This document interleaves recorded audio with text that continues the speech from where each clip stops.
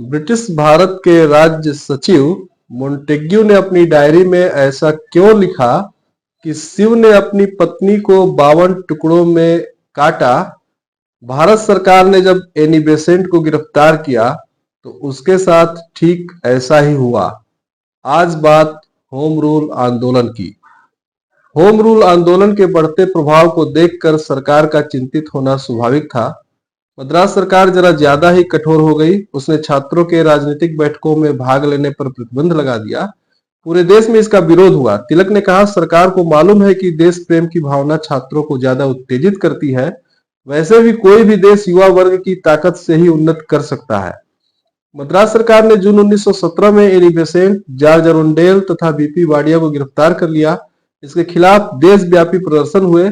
Sir S Subramaniam Iyer ने सरकारी उपाधि नाइटहुड अस्वीकार कर दी। मदन मोहन मालवीय, सुरेंद्रनाथ बनर्जी और मोहम्मद अली जिन्ना जैसे तमाम नरमपंथी नेता जो अब तक होम रूल लीग में शामिल नहीं थे, इसमें शामिल हो गए और उन्होंने एनी बेसेंट व अन्य नेताओं की गिरफ्तारी के खिलाफ आवाज उठाई। 28 जुलाई 1917 को कांग्रेस की एक बैठक में तिलक ने कहा कि यदि सरकार इन लोगों को रिहा नहीं करती तो शांतिपूर्ण असहयोग आंदोलन चलाया जाए। इस प्रस्ताव को सभी प्रांतीय कांग्रेस समितियों के पास मंजूरी के लिए भेजा गया। बरार और मद्रास की कांग्रेस समितियां तो इस पर तुरंत कार्रवाई के पक्ष में थी, लेकिन बाकी समितियां कोई निर्णय करने से पहले थोड़ा इंतजार करने के पक्ष में थी। होम रूल लीग के सदस्यों की संख्या में अप्रत्याशित वृद्धि हुई। इस प्रकार सरकारी दमन ने आंदोलन को और बढ़ावा दिया, आंदोलनकारियों को और जुझारू बनाया। इन घटनाओं के बाद इंग्लैंड की सरकार ने अपनी नीतियां बदली।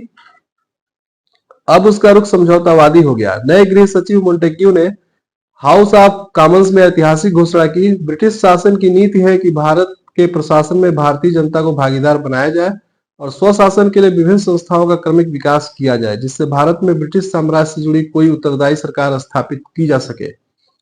यह बयान 1909 में मार्ले के बयान से एकदम विपरीत था। 1909 में संवैधानिक सुधारों को पार्लियामेंट में रखते समय मार्ले ने साफ साफ कहा कि इन सुधारों का उद्देश्य देश में स्वराज की स्थापना कतई नहीं है।